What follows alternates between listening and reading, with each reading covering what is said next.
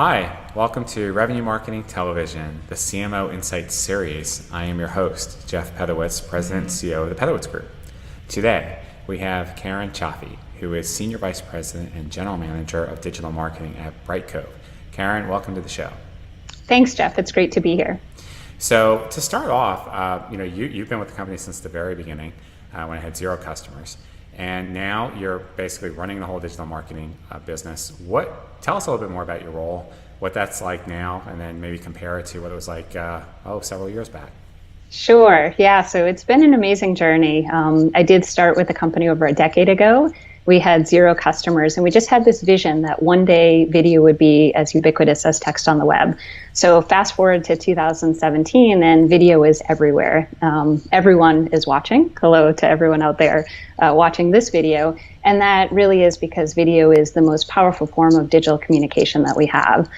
So kind of going from the ground level of really getting our first customer all the way to scaling a global operation with thousands of customers around the world and offices around the world has been an amazing journey. My current role is EVP and GM of our digital marketing business. So all companies who are using video for marketing purposes, primarily external, but also increasingly across every digital experience. So that includes corporate communications, employee communications internally, is part of the business unit that I lead. And ultimately, I'm responsible for helping our customers succeed. I have marketing, sales, product marketing, and partners directly reporting up into me. So that's also been really fun. And one of the things that we're particularly excited about that we've done in our business is really because the sales and marketing organizations are one business unit, we've really turned marketing and sales into a team sport.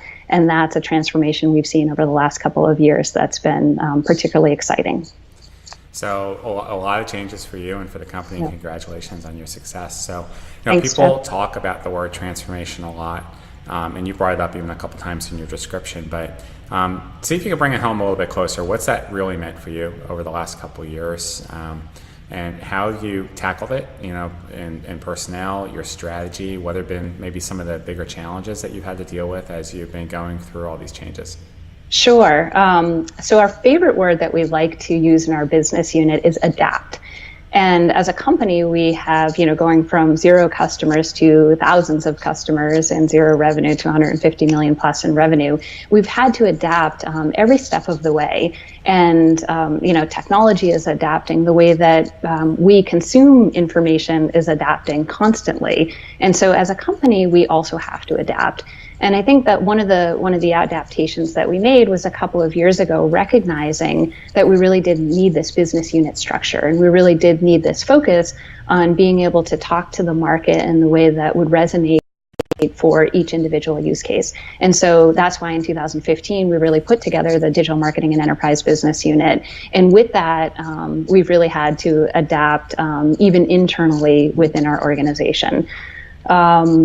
Some kind of more tangible examples on kind of, managing the growing enterprise. When we first started out, it was really about acquiring new customers, right? We had 0, so that was the first goal that we had. That's a good goal. And it's a good first goal. That's a good first goal, right? And so a disproportionate amount of our marketing efforts really went into that high in the funnel and acquiring new logos.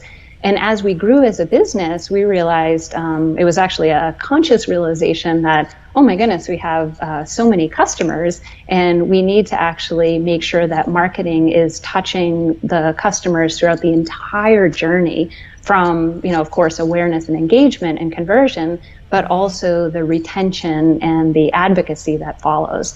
And so with this, with this growing business, we implemented customer marketing, for example, and we really look at the CMO's role and the marketer's role as making sure that the customer is successful, not just at becoming a customer of yours, but becoming a successful customer. And so what's fun for me is, have marketing reporting directly to me, but we also sell to marketers. So this is something that we're seeing all of our customers start to embrace as well. I think, maybe 5 years or so, digital marketing was really about that lead generation and the conversion.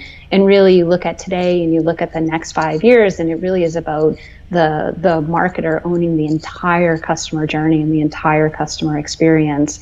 And that's what we're seeing both inside our company as well as in the industry. It's a great proactive perspective. It's one of the questions we've asked a lot of the interviewees is how they are approaching the customer life cycle and how they're dividing up their budget. So it seems like you've already started to organize your department. Tell me a little bit about talent management from your perspective, because you've been doing this for a while. What are some of the bigger changes you're seeing as you look to hire and train people for your modern marketing organization now than, say, you had to deal with a few years back? Sure. So I will say kind of the foundation of the culture of the company really still is the most important important element of hiring. So from day one, Brightcove has had a culture of smart, nice, and gets things done. And that's a kind of rare combination. But we have held those standards very high. And so a decade later, I get to work with some of the smartest people in the world who also happen to be kind and who are very execution oriented, who want to get things done. So that kind of curiosity and that hunger of learning is really important when we're building a team, because again, that word adapt, the team has to constantly adapt. We at Brightcove like to say we're helping to create the future, we're inventing the future. And so you really can't hire for skills that you needed 5 years ago. You need to hire for the skills that might be needed 5 years from now. Personally, I love to hire leaders who really have more of a general manager type of approach and can be holistic thinkers across all of the discipline, but really excellence within that one function. So for my direct reports, I actually have 2 former CEOs. Wow. So it's pretty awesome. And they will be CEOs again in the future. And so what's great for me is that these leaders can really understand how marketing fits in with sales and how product fits in with the overall picture, but can then drive excellence within that particular function. It's great. Now, hiring these CEOs, hiring general managers, are you finding you're running marketing more like a business than, say, you did a couple years ago? We are definitely running marketing like a business. I will say we've always viewed marketing as a strategic seat at the table in terms of driving top line results, but really kind of bringing that sales and marketing and product view together, it takes an entire company to win. And so one of the things, kind of getting back to that kind of life cycle of, awareness all the way through to advocacy, is how does marketing, when does marketing play a leading role and when does marketing play a supporting role?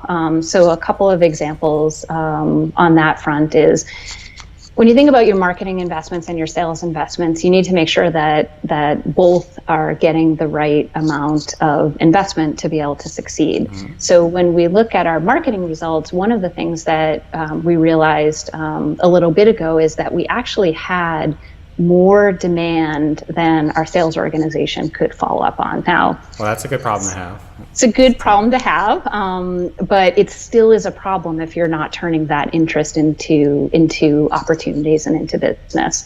And so one of the things that I'm particularly passionate about is that quick lead follow-up. And if you have more leads coming in than you have people to follow up on, that's not going to be a delightful experience for your prospects.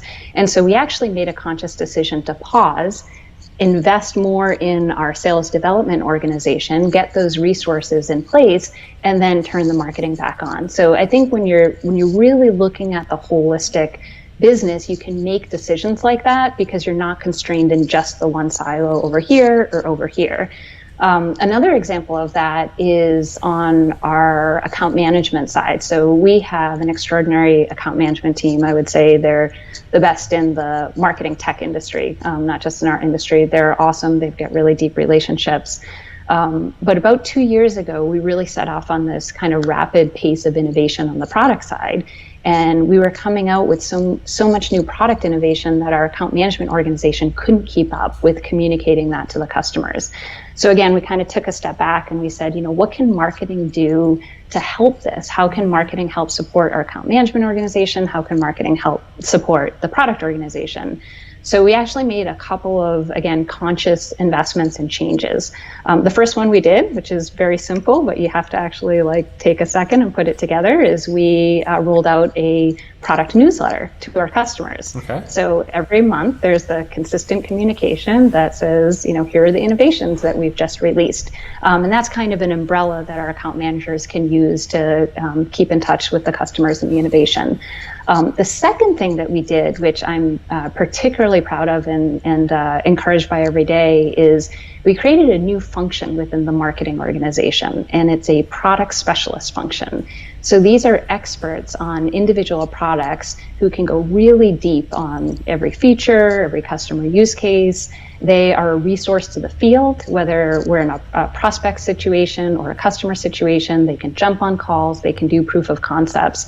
And, they're really looking at which of our customers would this new product be a good fit for, which of our customers has purchased this new product, which of our customers is actually adopting it. And it's a very focused role that the field organization can leverage as they're helping their customers succeed. Wow, it's just an incredible amount of work. Love seeing all the stuff that you're doing. So, because you've always now had this accountability, this mindset, what are you being measured on now today? And then what are you holding your team accountable for? Sure. So ultimately, it is our customer success. And how we would measure customer success is, are our customers, at the kind of basic level, using our product, adopting the product, being successful from the product? Is that usage resulting in higher retention rates? Is that usage resulting in higher expansion rates? Is our marketing generating more awareness in the market, demonstrated by more leads that are, all sales organizations want more, better leads. So are they more sales ready leads? Are we increasing our pipeline? And ultimately, are we winning more business? So if we're doing our job right and we're getting the right products to market with the right marketing support and the right sales approach, then our business will be growing. And ultimately, that's what matters. I love it. So tell me a little bit about your thoughts around the strategic application of technology. As you look at your current stack and architecture, do you think you have too much, just right, not enough? Where do you think it needs to be? I think all of that. Okay, that's... So we as a company have really always been an early adopter of technology. I think we were one of the first companies using marketing automation. The fact that we're over 10 years old as a company, we're one of the first companies using CRM. We're one of the first companies to adopt account-based marketing, so we love technology. Certainly one of the companies who's using video the most. We believe in the power of video, so we incorporate that into all of our marketing. I would say a couple of interesting things. Sometimes the technology is a catalyst for the strategy, and I'm happy to talk about strategy separately, but account-based marketing, for example, by adopting the account-based marketing, it's not just the technology that allows you to reach your market, but it's also those conversations. Okay, well, if we're going to do account-based marketing, who is our target market? Is that the right target market? Why is this our target market? And so it really, kind of forces that sales and marketing alignment. And I think sometimes that's as powerful as the technology itself. And, kind of as an example, when we were going through this account-based marketing adoption, one of the things that we realized is, well, wait a second, we're the largest company in our space. So if we look at our competition, their target list is all of our customers. And if we're not doing account-based marketing to our customers and the competition is doing account-based marketing to our customers, then our customers are hearing from our competition more than they are from us from a digital perspective. It's a healthy perspective, yeah. Really interesting, right? Yeah. So that kind of forced us to take a step back and say, okay, well, wait a second. Who should be in our target account list? And so we added a lot of customers in our account-based marketing. And the message there is, we work with a lot of large global scale organizations where we might have business in one division or business unit, but not in all of them. And so part of it is just educating our customers that they already have a relationship with Brightcove and that they already have an MSA and that it's really easy for us to help them get up and running. So one kind of really quick example on tying video technology in with account-based marketing is we had our relationship managers record videos for their customers to say, like, hi, I'm Caren and I'm your relationship manager. Your company is a customer of ours and I'm really, happy to help you get started and succeed with video. And so that's, really being thoughtful about the technology that you're using, what is the strategy behind why you're using it and how you're going to drive success from it. Good insights. So, gosh, I wish I had another 15 minutes to ask you so many more questions because your answers are so awesome. But I'd love to know, give us a little perspective of what's next for Brightcove. What's your strategy going forward and what do you see the market looking like over the next year or two? Sure. So because video is so effective, and even though we're 10 years into it, we're really just getting started. I think video is going to be the next big thing that marketers leverage throughout the entire journey. So what I see is this massive opportunity ahead. And one of the challenges that I see is the opportunity is going to outsize the ability to keep up with it. And so that kind of is what keeps me up at night, which is how do we move fast enough to be able to capture all of this demand and help all of these companies succeed. And scaling that is really kind of going to be the next challenge of the next couple of years. Very exciting stuff, Caren. Thank you. Thank you, Jeff. Insightful as always. Appreciate you being on, and we'll definitely have to have you come back. Would love that. All right. Thank you. Thank you.